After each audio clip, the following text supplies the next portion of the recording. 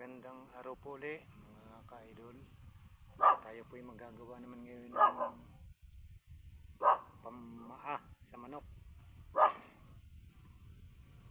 Ito natin ang hinahabi unti-unti. Ito siya.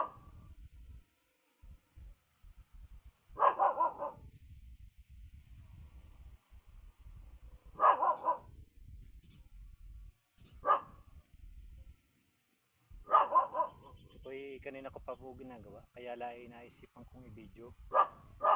Tapos galing may matututuhan yung iba. Ito po para doon sa hindi lang marurunong. Sa marurunong na po alam na po nilang gawin ito. Yan po siya. Yan po kinalalabasan sa pagkakabi.